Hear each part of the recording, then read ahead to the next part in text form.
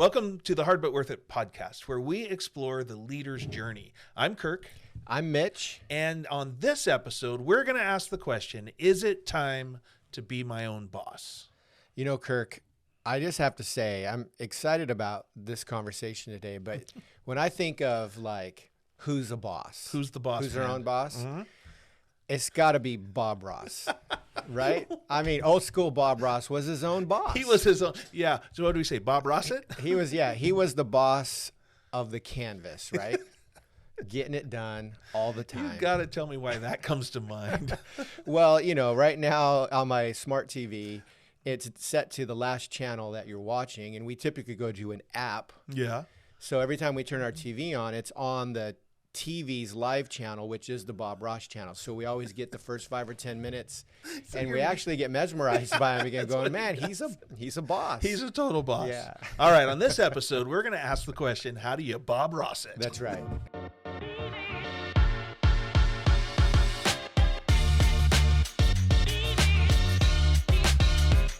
Mitch, we work as coaches with a lot of people that are trying to start their own thing. And in that early stage entrepreneurial journey, there's this, like, you've been working W-2 for maybe 5 years or 10 years or something like that. And there's this idea that I want to be my own boss so that I can control my own schedule, own my own time, and gain the freedom and flexibility that comes with that. And when I hear those words, I'm always like, whoa, okay, Right. Time out. Tell me more. Yeah, let's talk about that. What's your experience with that? Yeah, well, I'm in the same boat as you. I think there's so many motivations that might be wrapped into that comment by someone that I like to pause and try to ask a few more questions to just get a sense of, are they burnt out? Are they tired of being controlled? So give me the ball. I want to be the quarterback. There's a different conversation in that than someone who actually may be emerging and they're growing beyond maybe the capacity of the current organization or job or role they're in.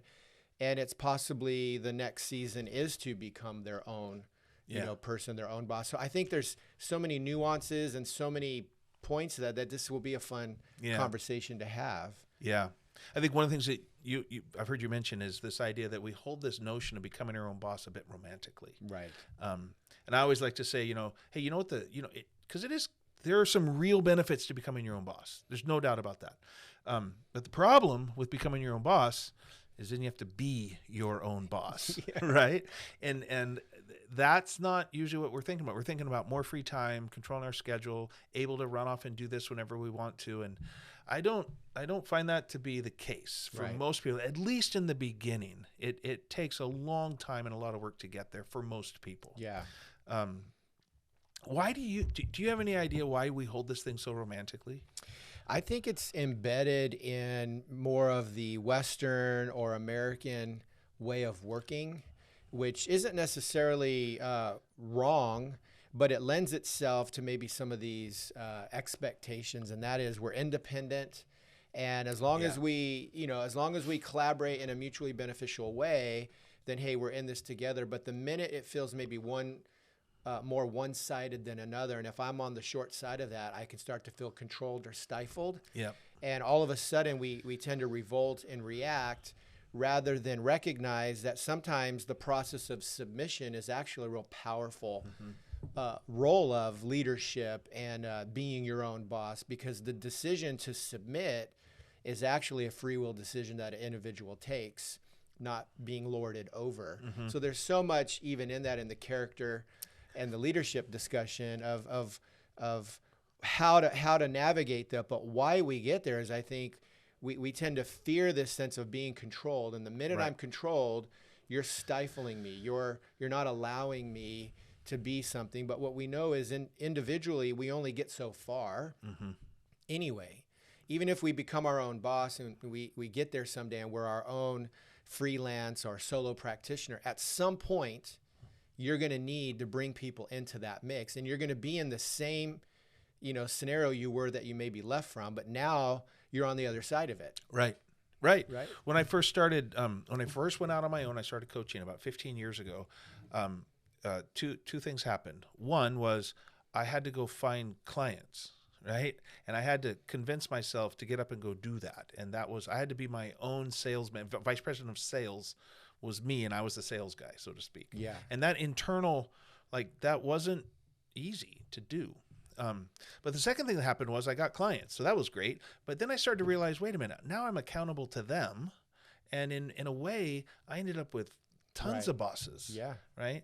And sure, I could not show up, I guess, or I could decide when I was going to meet with them or some of that kind of stuff. But what I really wanted to do was build a practice, which required a bunch of full-time work. So I'm still working full plus time. Yeah. And I really realized that it's just as easy to become a slave to that calendar as it is to any calendar. If not more, right? Yeah, I mean, exactly. You think you get to this point where I'm going to be my own boss. I'm going to work my own schedule. And the fact is you just doubled your time. You doubled it. Because you're working, and then you're working off the clock to make sure that the next week has work again for you. It's all set up.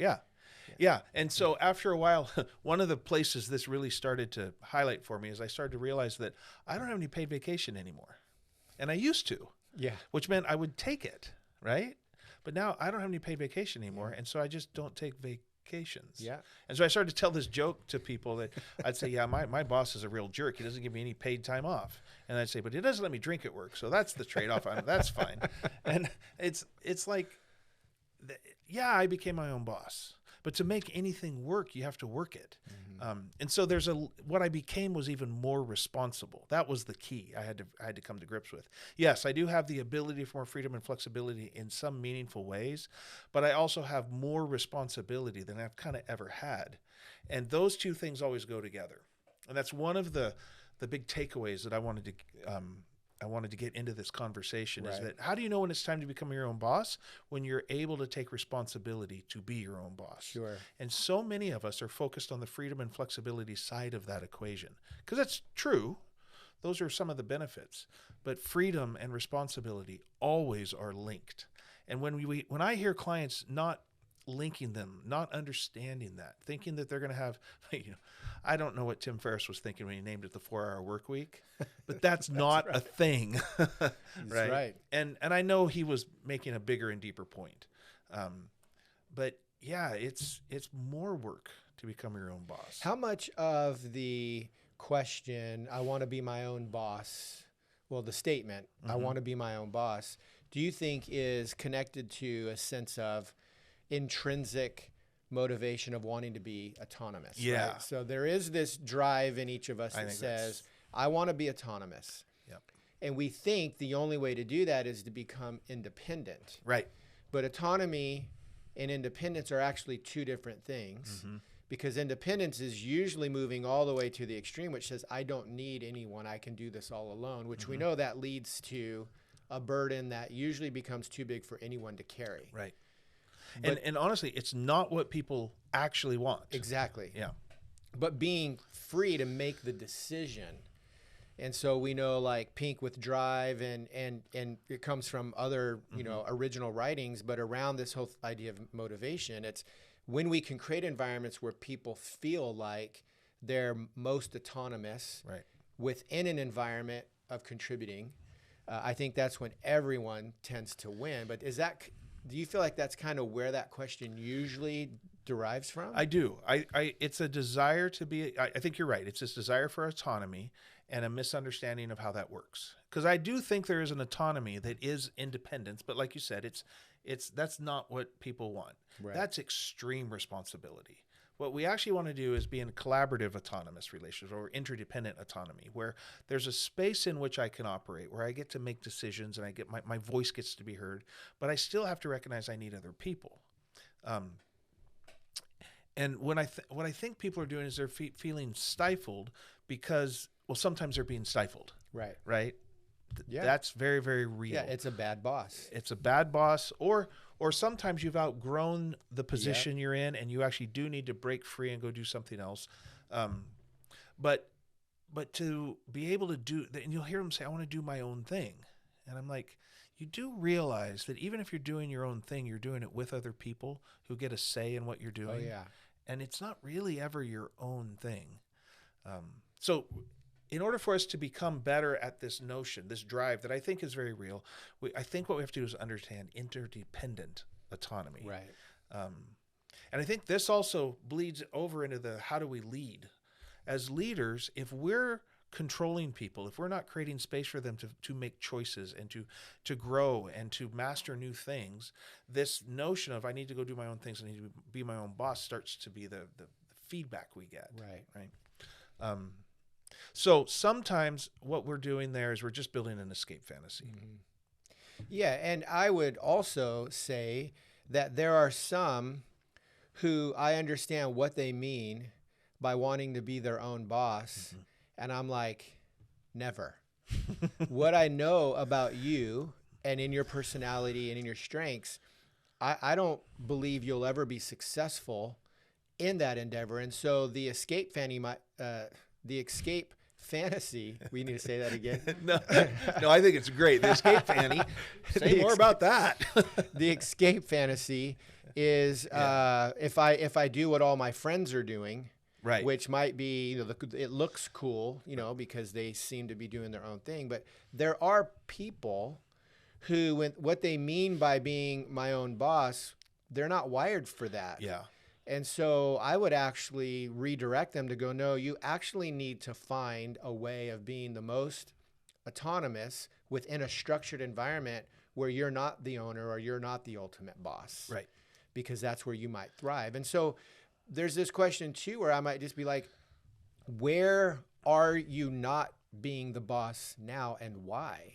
What do you mean by that? Well, I just feel like there's a deeper work that we all can do that says no matter what I'm doing, I'm the boss of it. Yeah. Right? Yeah. And so we essentially can turn any job into us being the boss. Right. Because I decided to do this. I decided to show up. Yes, my boss and my job and my role requires these things, and I could do it as a sense of duty and obligation, or if I want to be more fulfilled, I can choose to turn that around and go, no, actually, I'm going to be the boss of this and make it my own. And when I do that, I think I make the best contribution that might lead to a promotion.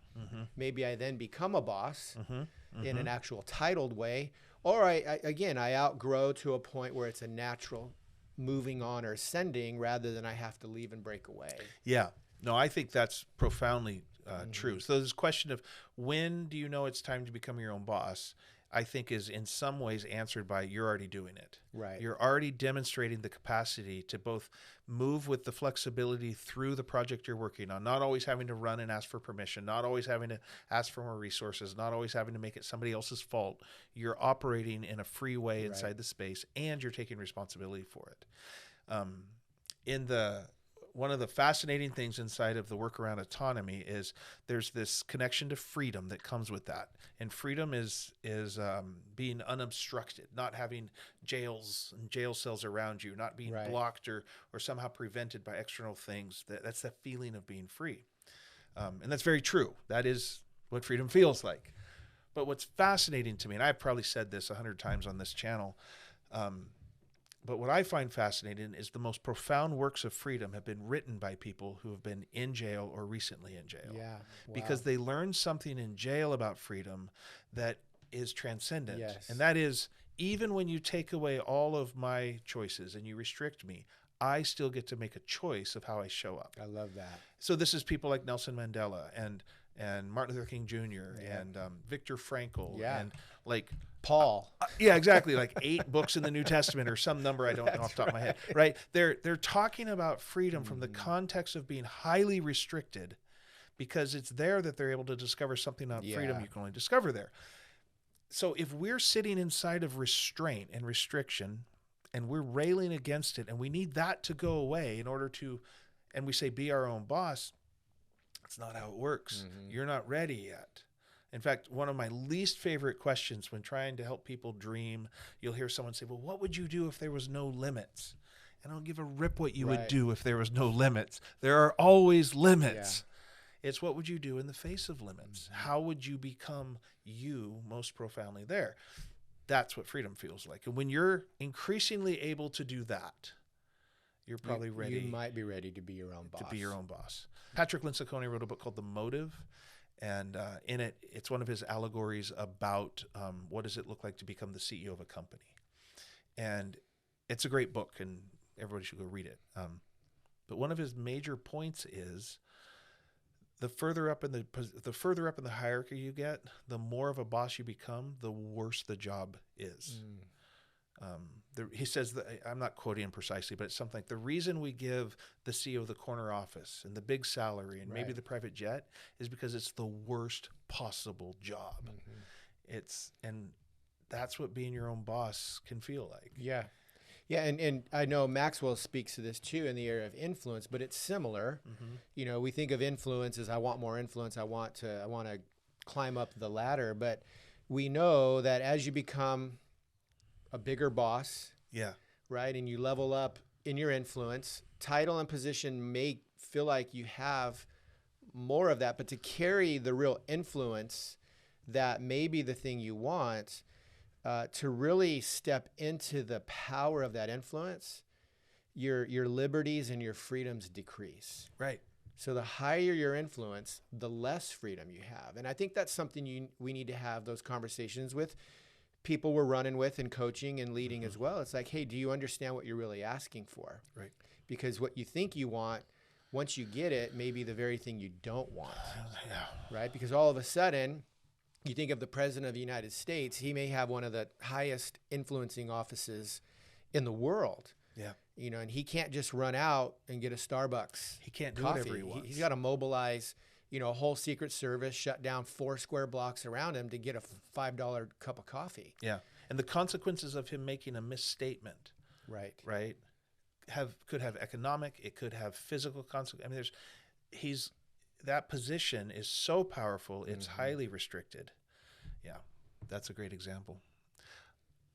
I think that gets to this question can be asked in an incredibly profound and considered and, I might say, mature and seasoned way. But when it's asked without those things, when it's asked from a very immature, romantic, I'll have my freedom, it's like they're not ready. Right. A company I'm working with right now is considering we're building a new sales program, and it's going to open up a whole avenue of opportunity for the company and the salespeople that'll be doing it. But the way the current model is structured isn't going to work. The commissions they're paying are too high for repeat. This would build a commercial side where you build long-term relationships and you have repeat business, and so your sales will grow. And so these more retail salespeople figured it out right away. They're like, oh my gosh, if I move over there with these commissions, all I have to do is work for like 6 months and I can just work from the beach from then on. And I'm like, yeah. Do you hear what you just said? Like, that's not going to work for anybody. There's no free lunch here. And so the comp plans are all going to change. Because yes, it's a great opportunity, and the people who go down this road will end up making more money, but they're going to have to work. And as soon as you find yourself saying I'm just not going to have to work anymore. I get this passive income. I'm like, I think, I think we know this. We get allured. We do. Into the thought. Well, we get sold the idea. We get sold the idea. And if we're on this side of our developmental journey, we're looking to it as almost like, what do you mean by this side?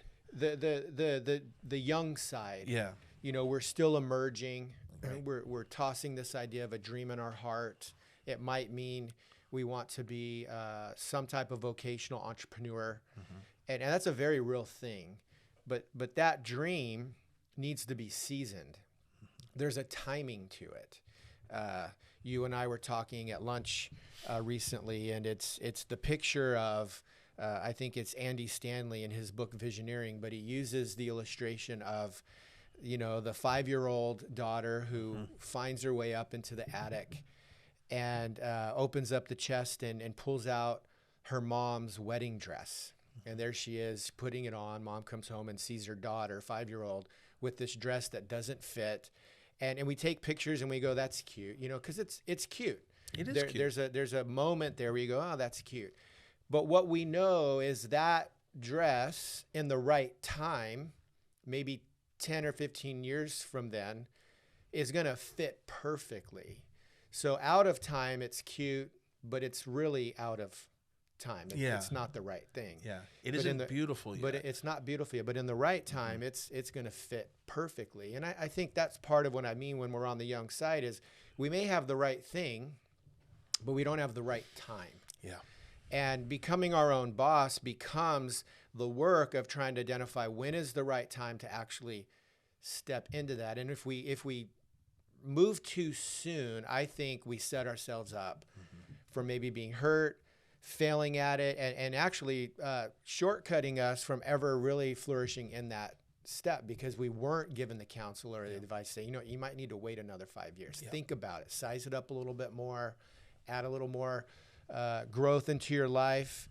And then when you jump, you'll be fully ready to be a boss, to be your boss. Right. Yeah. I think that's a beautiful image for what we're talking about. Having worked with people in all stages of life in their entrepreneurial journey, there is absolutely a season where people are their own boss. They're doing a thing. It's a good business, but it's cute. Yeah. Right? And I don't want to quite tell them that because I want to encourage them in it, but if I could put up a little sign somewhere that says, this isn't your forever job. Right. This isn't your forever business. You're trying something on right now. And they figure it out and they don't need to be told. But then there comes this season later in your late 30s, early 40s, where you find yourself doing something that you start using words like, this is my life's work. Mm-hmm. Like, this is something I'm going to give myself to. Those sort of moments, that's where investors start to show up. Right. You can feel that in somebody. That's where opportunities start to come your way.